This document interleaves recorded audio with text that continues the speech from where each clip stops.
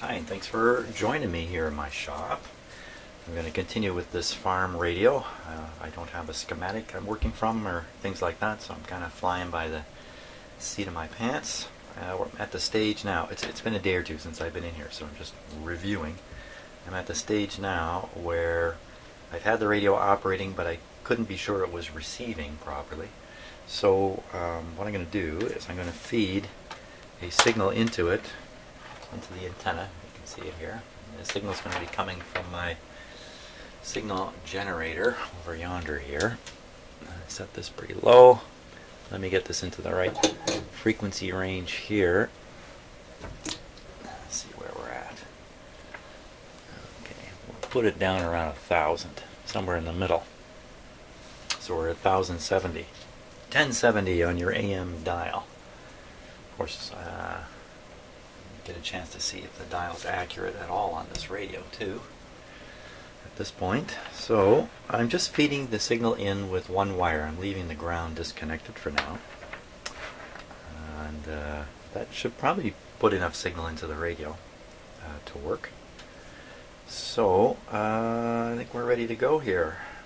Let's see, I've got the battery here that's going to feed the filaments, which I can connect. I should turn on my high voltage supply here, get that going.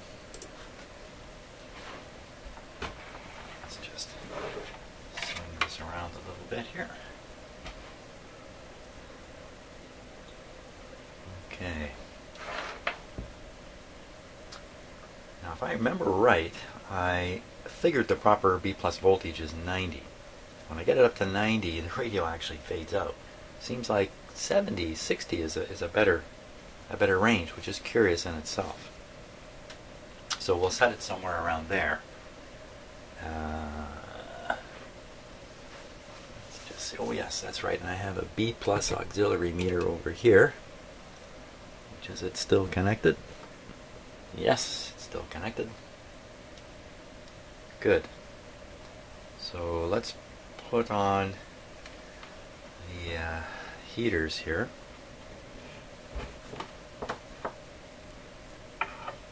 Okay, we'll put on the B plus. We'll turn it up to around 50, 60, 70, somewhere around there.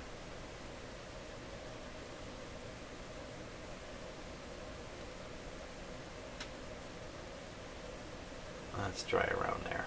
72. Okay, hear a little noise of the speaker, but not much.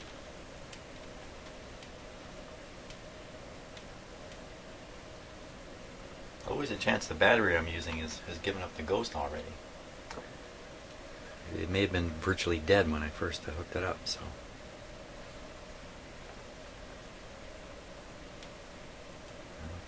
Let's try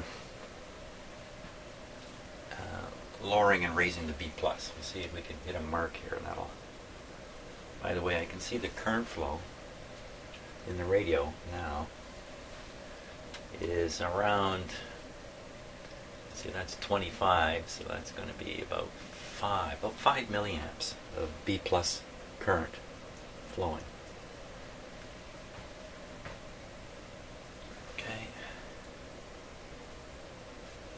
Volume's up full.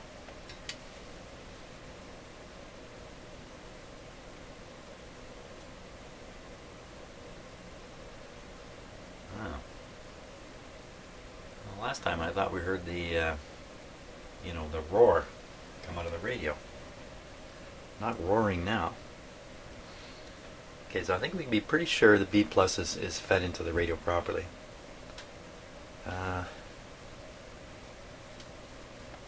We got to check this battery and make sure it's producing the right voltage here, just in case it's bit the dust.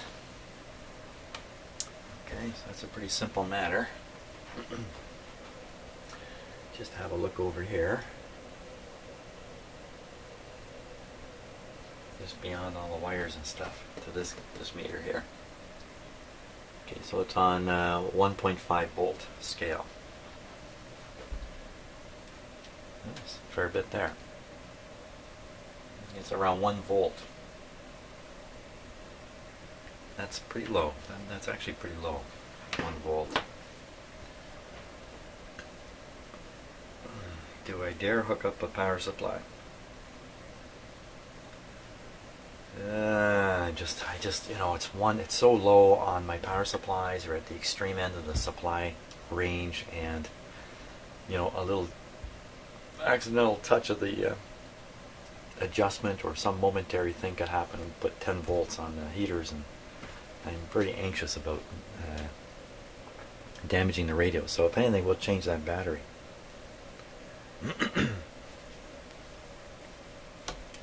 Well, let me disconnect the sleep generator. Maybe that would get our hiss coming. There's certain spots when I tune to them, there was more hiss. Probably just, not hiss, but just receiving interference. Nothing coming back. Oh, that's interesting. What's interesting, Jim? What's interesting is the current here is dropped. That's another sign that our battery here may not be doing the job.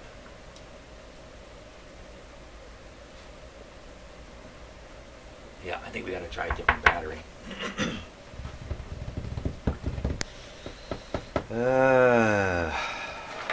Let's try a power supply. Let's try it. I'll test the power supply first to make sure it's reliable. The output voltage is reliable. Let me get it out here and get it set up. Okay, now let's see. I've got my DC power supply here. Okay, that's voltage and current. This current is in amps. That's 1 amp, 2 amp, 3 amps. So probably won't even see this guy move. The voltage here, this meter is not reliable or accurate enough to rely on. So I've moved my digital meter here. And to continue monitoring the B+ on the radio, just for safety's sake, I have it on this meter just over here. Okay, so that's 75 volts. Straight up is 75 volts. I still have the B+ on the radio, but I don't have any filament voltage on there yet. So right now this power supply is just driving this meter. Okay, so we'll hook it up now. Turn it off. Let it discharge. Okay, we'll hook it up now. So it'll drive the heaters. Now I have the actual output turned right minimum, and it's 1.2 volts at the minimum. That's good. And you can turn this control. You know what? I'm going to show you this. Let me show you this. So you know what I'm up to. Well, not with that, I won't. Where am I? What am I doing? Okay. 1.2 volts. That's pretty safe voltage. Now if I turn this control up, steady, steady up, slow and steady up. Watch that voltage. Slow and steady up. 1.3. It moves quickly when it starts going. So I don't want it to have that happen on the heaters. So I'm just going to leave this right at the minimum. You see there's a lot of knob turnage here, nothing happens. So I think it's really quite safe, contrary to what I was so worried about. Turn it off. I'll hook it up here. There might even be a polarity issue with the heaters. I'm not so sure there is, but there might be. Okay, so we have that connected to the heaters. Now, get my voltmeter in here somehow. Because I do want to keep an eye on it. Probably no easier way to blow all these tubes than to mess up in this area, as I learned once the hard way.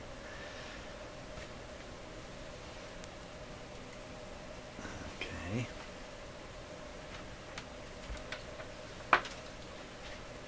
Yeah, you can make mistakes in this work that ends up being a little bit costly. Not normally, but in this particular case, the tubes are so, the heaters are so fragile, if you like. Wrong color clip lead here. Okay. Let's hit it. Let's just pull this out. Put it in. Why no number? Why no number? There's a current flow. Why no numbers here? Oh, what did I do? You can also hear the sound coming out of this. You can probably pick that up, a high-pitched whine.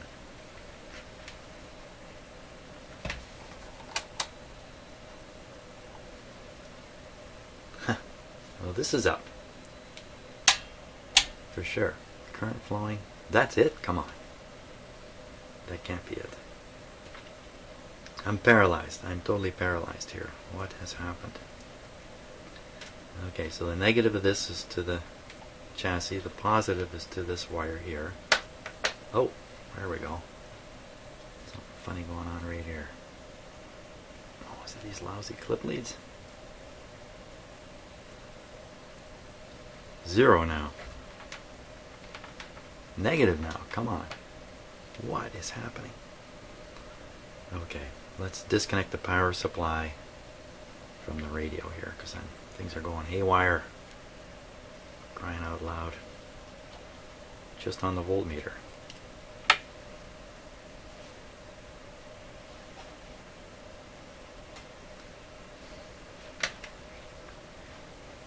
Oh.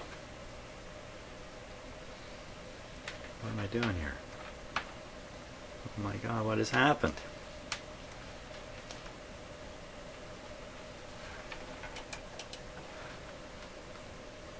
Okay, we're back in business. I don't know what was going on there. So we can connect this back in.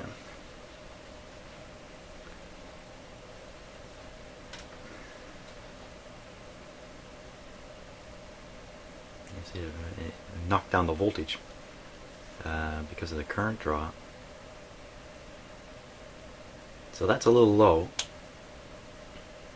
Let's see what we got. Nothing. Now, see the situation I'm in? I need to turn it up. I need to turn it up, and I already know it's got a bit of a hair trigger to it. If we can remove the load, well, that's done. I'm not going to get a reading that way. If we remove the load this way, I'm not going to get a reading that way either. And there's the 1.2. Gee. Okay, so the regulation of the supply is poor at this level. Okay, I'm going to turn it up really slow here. This is where I blow it. This is where the end comes. Nope, it's going up now. Huh.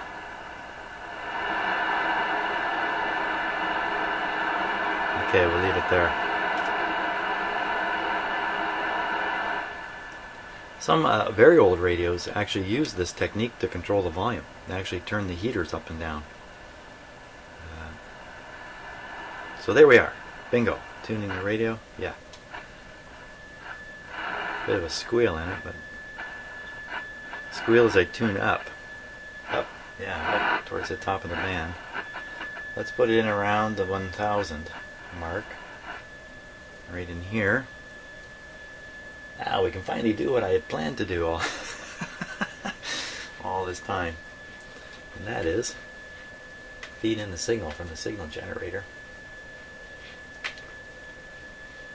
See if we can't hear it.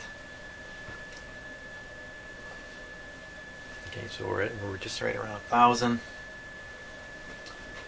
Like, or 1,000,000 if you like on the dial. We're kind of in the same boat here. Right around 1,000,000.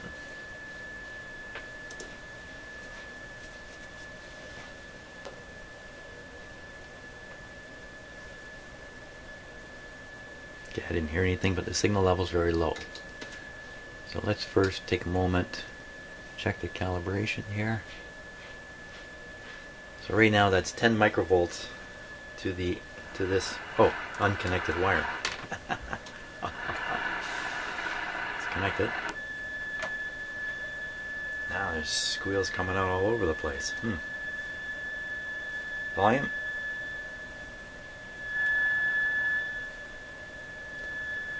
Another squealer! Another squealer! Oh my gosh, I've got a radio I worked on a couple of months ago, still waiting to come back in the shop here, that this was what it did. It squealed. Let's tune the...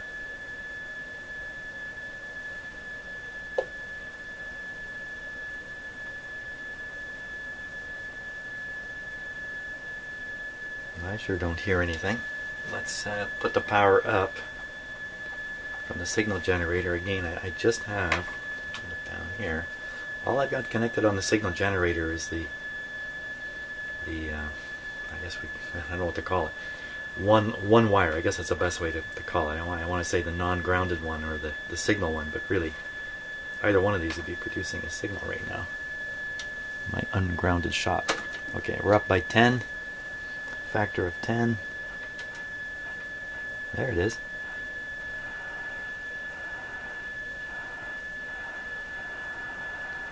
So, you know, we're putting in 100 microvolts now. Well, not necessarily 100 microvolts, because I don't have this end connected. I'll connect it in a moment. We'll see what happens. Now, let's put a tone into the radio, so you can hear the tones. So it's working. The radio is working. Let's raise up the filament voltage just a little bit higher.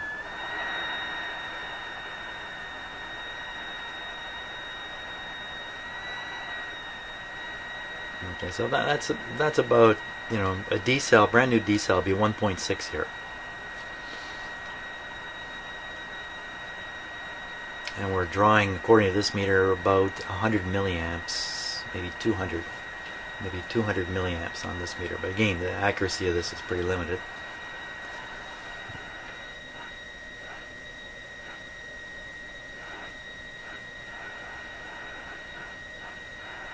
Okay, so we're putting out almost exactly 1 megahertz, and on the dial we are just about exactly 1. Fantastic, that's good. So that pretty much proves the radio operating.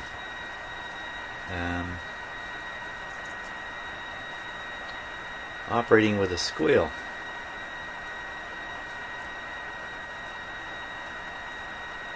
So I think I'm gonna stop at this point. Let's shut her down. Let's disconnect this way. There. Just in case when I shut off the supply there's a sudden jump of voltage. I doubt it, but just in case. And the high voltage supply. And there you can kind of see it dying out over there. Going back up. Going down, going up, going all around. So it probably was going down because the tubes were still conducting a bit, drawing down the remains of the B+, and then the tubes finally cool off. They no longer draw current. I don't really know what's going on, to be honest with you. I'm just trying to explain why this meter started down and went back up again.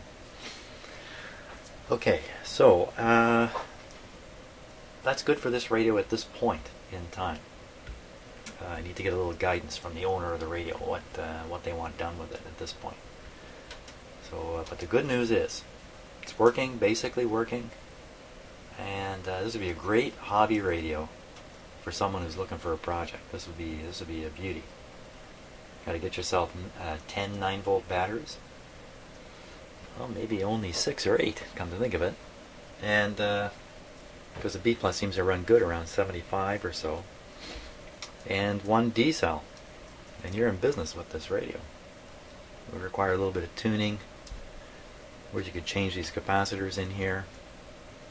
That cracked resistor should probably hit the road. But the main thing is the radio is intact. It's basically working, so it's quite reasonable to expect it to work well with a little more effort and tuning up, replacing a few parts, and that. Great. Okay, so that guy is going to be set aside. We're going to go back to the radio that needs a string. Oh no, not a string. Yeah. See you later.